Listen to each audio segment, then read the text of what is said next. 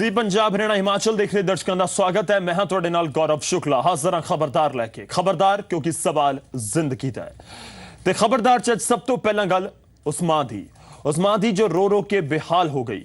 परिवार ते दुखां दा पहाड़ टुट गया। अखां दे सामने जवान पुत नूं कोई गोली मार के फरार हो गया ते ओह देखदे ही रह गए। आम लोगों की सुरक्षा ते सवाल खड़ा कर रही एक खौफनाक वारदात सामने आई है लुधियाना तो, जिथे गैंगस्टरां ने एक नौजवान नूं शरेआम कतल कर दिता ते पुलिस खाली हाथ है। रो रो के बेहाल इस मां ने अपना पुत्र खोया है।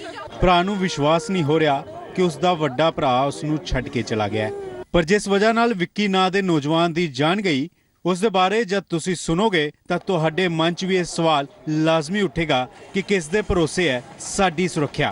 पीड़ित परिवार के मुताबिक विक्की एक स्कूल च वैन चलांदा सी, पर वैन की पार्किंग नूं लैके कुछ नौजवानों नाल उसका झगड़ा हो गया अते इसे गल ते बदमाशां ने उसनूं बेहद कुटिया।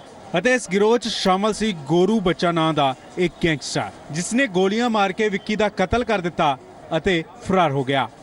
ओ मेरा छोटा वाला बेटा स्कूल से बच्चे छोड़ के आया, गाड़ी सारे रोड पट्टी हुई है, गाड़ी लगा दी। 2-3 मुंडे आके कहते गालियां खूब दे के कहते कि हटा ला गड्डी। मैं हटान गई हाँ, मैनू 2-3 थप्पड़ मुंह ते मारिया। तब तक बिट्टू बिक्की मेरा बेटा आया, ओनू बड़ा मारिया लेटा लेटा के। गाला कड्डिया उन्होंने मैंने चपेड़ा मारिया। कितने लोग पहला 2 सी, मुड़ के उन्होंने मेरा भरा छुड़ांदा पिया। 10-15-20 बंदे आ गए, मेरे भरा नूं पै के गोली मारी। किथे गोली मारी? 1-2 मारी है। सरेआम गुंडिया ने एक नौजवान का कतल कर दिता अते पुलिस वारदात ते कोई टुकवा जवाब भी नहीं दे सकी। गोरा बच्चा नाम का जो एक क्रिमिनल है, उसने किसी स्कूल वैन चलाने वाले बंदे को फायर की हैं। तो जो उसके भाई को पूछा गया, उसके मुताबिक 15-16 बंदे वो बता रहा है। सर क्या कोई रंजिश थी या क्या? नहीं, कोई रंजिश नहीं। गाड़ी पार्किंग करने के मामले में क्या गैंगस्टर क्या? जो बताया गया है वो है कि वो किसी छोटे मोटे लेवल का गैंगस्टर है। पहले है वो ऑल रहता था, अभी यहाँ पर एनोनिमसली उसने घर लेके रेंट पे रह रहा है। इस वारदात तो बाद ये साफ है कि बदमाश बेखौफ ने ਅਤੇ पुलिस कानून ਨੂੰ ਉਹਨਾਂ ਦਾ ਕੋਈ ਡਰ ਨਹੀਂ ਹੈ। ਇਸੇ ਲਈ ਤਾਂ ਕਦੀ ਵੀ ਕਿਸੇ ਵੀ ਥਾਂ ਤੇ ਆਮ ਲੋਕਾਂ ਨੂੰ ਆਪਣਾ ਸ਼ਿਕਾਰ ਬਣਾ ਲੈਂਦੇ ਨੇ ਅਤੇ ਵਾਰਦਾਤ ਤੋਂ ਮਿਲ ਜਾਂਦਾ ਹੈ ਕਾਰਵਾਈ ਦਾ ਭਰੋਸਾ। ਨਵੀਨ ਸ਼ਰਮਾ, ਜ਼ੀ ਮੀਡੀਆ, ਲੁਧਿਆਣਾ। ਤਾਂ ਬੇਖੌਫ ਜਿਹੜੇ ਬਦਮਾਸ਼ ਨੇ ਉਹਨਾਂ ਦੀ ਤਸਵੀਰ ਲੁਧਿਆਣਾ ਤੋਂ ਸਾਹਮਣੇ ਆਈ। ਲੁਧਿਆਣਾ 'ਚ ਕਤਲ ਦੀ ਵਜ੍ਹਾ ਮਾਮੂਲੀ ਜਿਹੀ ਸੀ ਤੇ ਤਰਨਤਾਰਨ 'ਚ ਕਤਲ ਦੀ ਵਜ੍ਹਾ ਬਣੀ पुरानी रंजिश जो 1.5 साल तो चली आ रही सी। बदले दी अग च दोवां धिरां ने खूब खून वहाया, पर यह अग खून दे नाल नहीं बुझी ते हुण इस अग च एक होर जिंदगी झुलस चुकी है। गुस्सा, रंजिश, बदला अते कतल, कुछ अजिहा ही होया इत्थे। रंजिश दा बदला लैण दे लई कुछ बदमाशां ने शरेआम एक शख्स नूं मौत दे घाट उतार दिता अते फरार हो गए। वारदात तरनतारन दे खडूर साहब दी है, जिथे 5 ਤੋਂ 6 लोगों ने दान सिंह नाम के शख्स उत्ते गोलियां वराइयां अते फिर तलवारां नाल कई वार कीते। वारदात दे समय मृतक दा पुत्र अते दोस्त भी उत्थे मौजूद सन, पर वो दान सिंह नूं बचा नहीं सके।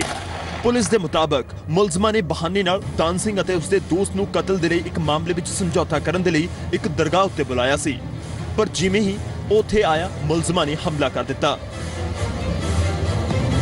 ਅੱਜ ਇੱਕ ਸਤਨਾਮ ਸਿੰਘ ਸੱਤਾ ਜਿਹੜਾ ਕਿ ਖਡੂਰ ਸਾਹਿਬ ਦਾ ਰਹਿਣ ਵਾਲਾ ਸੀ, ਇਹਨਾਂ ਨੂੰ ਕਿਹਾ ਵੀ ਮੈਂ ਤੁਹਾਡਾ ਦੋਵਾਂ ਦਾ ਆਪਸ ਦੇ ਵਿੱਚ ਬੈਠ ਕੇ ਰਾਜੀਨਾਮਾ ਕਰਵਾ ਦਿੰਦਾ ਤੇ ਤੁਸੀਂ ਪੀਰ ਬਾਬਾ ਬਾਮਾ ਸ਼ਾਹ ਦੀ ਜਗ੍ਹਾ ਦੇ ਉੱਤੇ ਆ ਜਾਓ।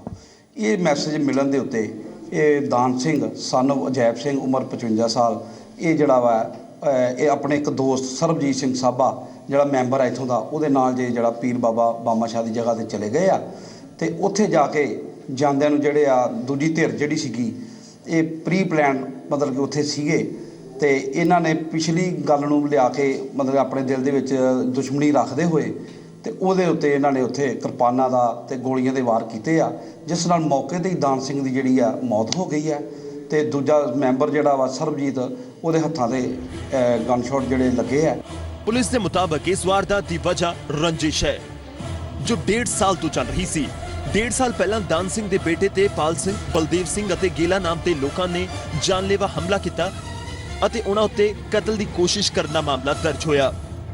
ਉਸ ਤੋਂ ਬਾਅਦ ਬਲਦੇਵ ਸਿੰਘ ਦਾ ਕਤਲ ਹੋ ਗਿਆ, ਜਿਸ ਦੇ ਇਲਜ਼ਾਮ ਵਿੱਚ ਦਾਨ ਸਿੰਘ ਦੇ ਬੇਟੇ ਗੁਰਵਿੰਦਰ ਸਿੰਘ ਤੇ ਲੱਗੇ ਅਤੇ ਹੁਣ ਪਾਲ ਸਿੰਘ, ਗੇਲਾ, ਗੋਰੀ ਅਤੇ ਸਤਨਾਮ ਸਿੰਘ ਤੇ ਦਾਨ ਸਿੰਘ ਦੇ ਕਤਲ ਦੇ ਇਲਜ਼ਾਮ ਲੱਗੇ ਨੇ। ਤੇ ਬਾਕੀ ਜੋ ਵੀ ਹੈ ਜੀ ਦੋਸ਼ੀਆਂ ਦੀ ਸੀ ਭਾਲ ਜਾਰੀ ਹੈ। ਵੱਖ-ਵੱਖ ਪਾਰਟੀਆਂ ਰੇਡ ਕਰ ਰਹੀਆਂ ਨੇ ਜੀ। ਮਤਲਬ ਇੱਕ ਗੇਲਾ ਹੈ, ਗੋਰਾ ਹੈ, ਪਾਲ ਸਿੰਘ ਹੈ ਤੇ ਕੁਝ ਹੋਰ ਜਿਹੜੇ ਨੇ ਜਾਂ ਨਾਮਜ਼ਦ ਹੋ ਜਾਂਦੇ ਆ, ਉਹ ਤੁਹਾਨੂੰ ਅਸੀਂ ਜਿਹੜੇ ਉਸ ਤੋਂ ਬਾਅਦ ਕਾਰਵਾਈ ਦੇ ਨਹੀਂ ਜੀ। ਜਿਹੜਾ ਪਾਲ ਸਿੰਘ ਆ ਇਹਦੇ ਕੋਲ ਸਰ ਇਲੀਗਲ ਵੈਪਨ ਹੈ, ਕਿਉਂਕਿ ਇਹਦੇ ਕੋਲ ਕੋਈ ਵੈਪਨ ਨਹੀਂਗਾ, ਆਪਣਾ ਲਾਇਸੈਂਸ ਹੀ ਨਹੀਂ ਹੈਗਾ। ਬਾਕੀ ਜਦੋਂ ਇਹ ਬੰਦਾ ਅਸੀਂ ਅਰੈਸਟ ਕਰਾਂਗੇ, ਜੋ ਵੀ ਗੱਲ ਹੋਏਗੀ ਤੁਹਾਡੇ ਸਾਹਮਣੇ। ਰੰਜਿਸ਼ ਦਾ ਬਦਲਾ ਲੈਣ ਦਾ ਇਹ ਸਿਲਸਿਲਾ 1.5 ਸਾਲ ਪਹਿਲਾਂ ਸ਼ੁਰੂ ਹੋਇਆ ਸੀ ਅਤੇ ਹੁਣ ਤੱਕ ਚੱਲ ਰਿਹਾ ਹੈ। ਇਸ ਦੌਰਾਨ ਇੱਕ ਦੂਜੇ ਦਾ ਖੂਨ ਵਹਾਇਆ ਗਿਆ, ਪਰ ਬਦਲੇ ਵਿੱਚ ਮਿਲੇ ਤਾਂ ਸਿਰਫ ਹੰਝੂ। ਨਾਲ ਹੀ ਸਵਾਲ ਇਹ ਵੀ ਹੈ ਕਿ ਪਹਿਲਾਂ ਤੋਂ ਹੀ ਕਤਲ ਦੇ ਮਾਮਲੇ ਵਿੱਚ ਮੁਲਜ਼ਮ ਬਦਮਾਸ਼ਾਂ ਨੇ ਕਾਨੂੰਨ ਦੀ ਪਰਵਾਹ ਕੀਤੇ ਬਿਨਾਂ ਮੁੜ ਤੋਂ ਇੱਕ ਕਤਲ ਕਰ ਦਿੱਤਾ ਅਤੇ ਪੁਲਿਸ ਹੁਣ ਵੀ ਖਾਲੀ ਹੱਥ ਹੈ। ਮਨੀਸ਼ ਕੁਮਾਰ, ਜ਼ੀ ਮੀਡੀਆ, ਤਰਨਤਾਰਨ। ਉਧਰ ਤਰਨਤਾਰਨ 'ਚ ਇੱਕ ਵਪਾਰੀ ਤੋਂ ਫਿਰੌਤੀ ਮੰਗਣ ਵਾਲੇ ਮੁਲਜ਼ਮ ਨੂੰ ਪੁਲਿਸ ਨੇ ਗ੍ਰਿਫਤਾਰ ਕਰ ਲਿਆ ਹੈ। ਪੁਲਿਸ ਮੁਤਾਬਕ ਮੁਲਜ਼ਮ ਨੇ 5 ਮਹੀਨੇ ਪਹਿਲਾਂ ਇੱਕ ਚਿੱਠੀ ਲਿਖ ਕੇ ਕੱਪੜਾ ਵਪਾਰੀ ਤੋਂ 50 ਲੱਖ ਦੀ ਫਿਰੌਤੀ ਮੰਗੀ ਸੀ। ਪੁਲਿਸ ਮੁਤਾਬਕ ਮੁਲਜ਼ਮ ਤੇ ਪਹਿਲਾਂ ਹੀ ਕਈ ਮਾਮਲੇ ਦਰਜ ਨੇ ਅਤੇ ਉਸਨੇ ਇਹ ਫਿਰੌਤੀ ਆਪਣੇ ਗੈਂਗ ਦੇ ਲਈ ਹਥਿਆਰ ਖਰੀਦਣ ਦੇ ਲਈ ਮੰਗੀ ਸੀ। ਅੱਗੇ ਵਧਦੇ ਹਾਂ। ਪੰਜਾਬ ਵਿੱਚ ਦਹਿਸ਼ਤਗਰਦਾਂ ਦੇ ਵੜਨ ਦਾ ਅਲਰਟ ਹੈ। ਦਿੱਲੀ ਦੇ ਸਪੈਸ਼ਲ ਸੈੱਲ ਵੱਲੋਂ ਇਹ ਅਲਰਟ ਜਾਰੀ ਕੀਤਾ ਗਿਆ। ਪੰਜਾਬ ਤੋਂ ਦਿੱਲੀ, ਦਿੱਲੀ ਤੋਂ ਮੁੰਬਈ, ਹਰ ਪਾਸੇ ਖਤਰੇ ਦੀ ਆਹਟ ਹੈ, ਪਰ ਇਸ ਦੇ ਵਿਚਾਲੇ ਸੁਰੱਖਿਆ ਬੰਦੋਬਸਤਾਂ 'ਚ ਅਜਿਹੀ ਲਾਪਰਵਾਹੀ ਸਾਹਮਣੇ ਆਈ ਹੈ ਜੋ ਕਾਫੀ ਮਹਿੰਗੀ ਪੈ ਸਕਦੀ ਹੈ। ਤੇ ਹੈਰਾਨੀ ਦੀ ਗੱਲ ਤਾਂ ਇਹ ਹੈ ਕਿ ਲਾਪਰਵਾਹੀ ਵੀ ਉਸ ਇਲਾਕੇ ਦੀ ਪੁਲਿਸ ਦੀ ਹੈ ਜੋ ਦੁਸ਼ਮਣਾਂ ਦੇ ਬੇਹੱਦ ਹੀ ਕਰੀਬ ਹੈ ਅਤੇ 2 ਵਾਰ ਦਹਿਸ਼ਤ ਦਾ ਸੰਤਾਪ ਭੋਗ ਚੁੱਕਿਆ ਹੈ। ਮਤਲਬ ਇਹ ਲਾਪਰਵਾਹੀ ਹੋਈ ਹੈ ਪਠਾਨਕੋਟ ਦੇ ਵਿੱਚ।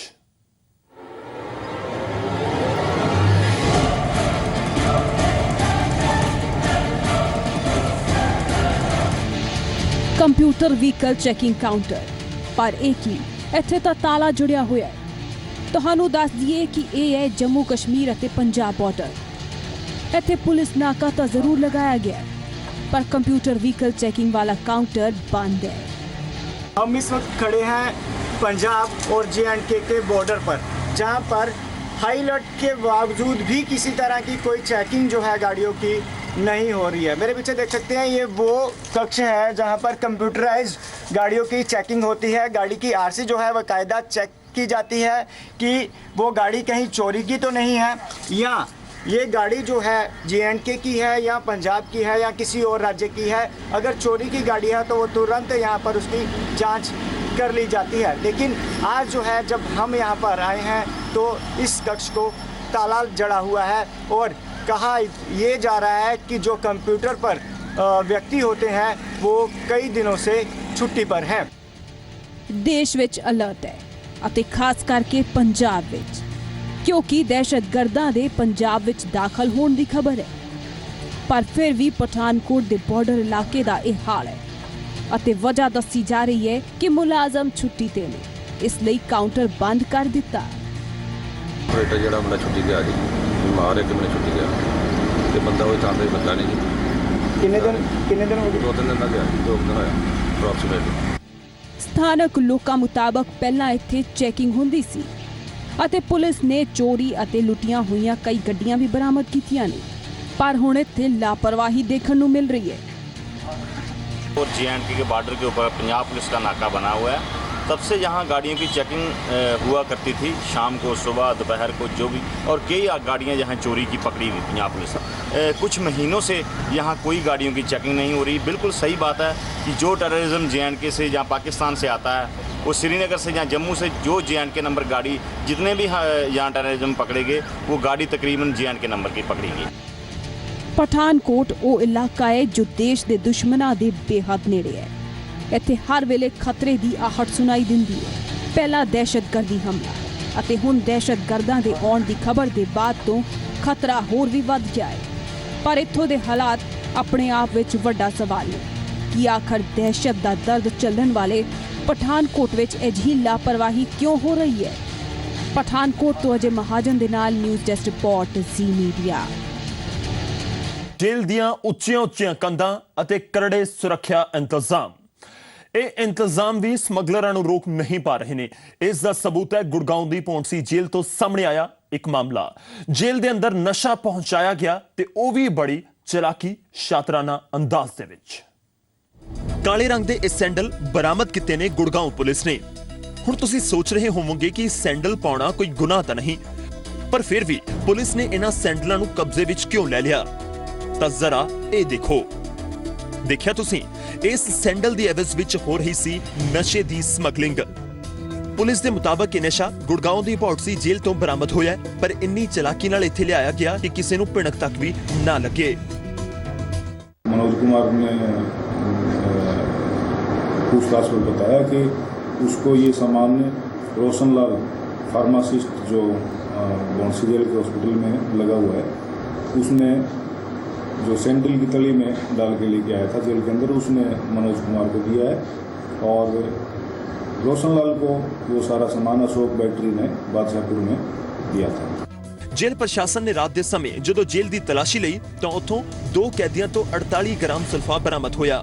ਪੁੱਛਗਿੱਛ ਵਿੱਚ ਖੁਲਾਸਾ ਹੋਇਆ ਕਿ ਉਸ ਨੂੰ ਇਹ ਨਸ਼ਾ ਜੇਲ੍ਹ ਵਿੱਚ ਤੈਨਾਤ ਫਾਰਮਾਸਿਸਟ ਰੋਸ਼ਨ ਲਾਲ ਨੇ ਦਿੱਤਾ है। तो मनोज कुमार जो बंदी है जो किडनैपिंग के केस में उम्र कैद की सजा काट रहा है, और एक इरफान, उनके पास से 35 सिम और 2 मोबाइल फ़ोन और 48 ग्राम सुल्फा और 25 नशीली गोलियां बरामद हुई। यही नहीं, तलाशी के दौरान जेल तो मोबाइल, 35 सिम और नशीली गोलियां भी बरामद हुई ने। फिलहाल पुलिस ने मुलजमां के खिलाफ मामला दर्ज कर कार्रवाई शुरू कर दी है।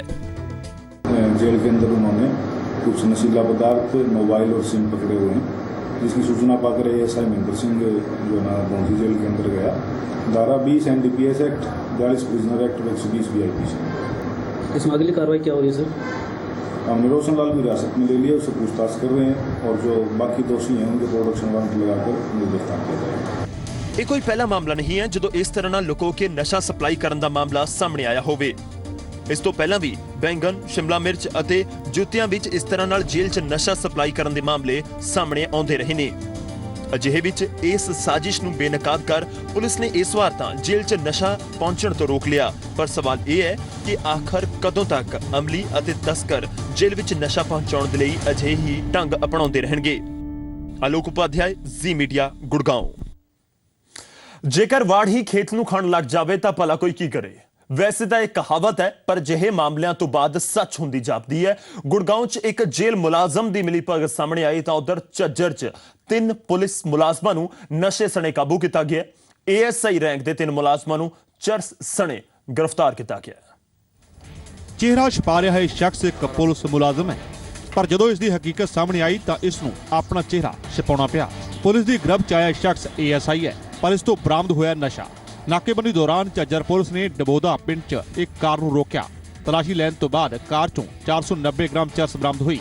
मुलजम ASI ਝੱਜਰ जी पुलिस लाइन तैनात है।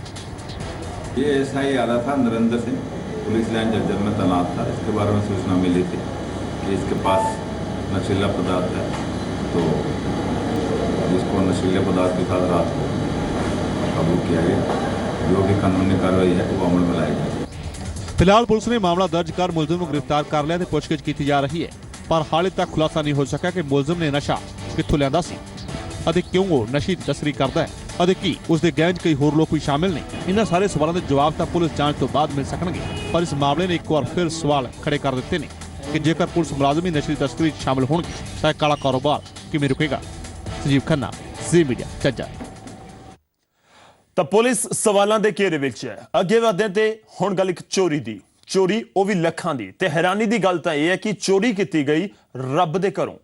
मतलब चोरां ने निशाना बनाया है गुरुद्वारा साहब नूं, पर चोरां दी एक करतूत कैद हुई है CCTV कैमरे विच।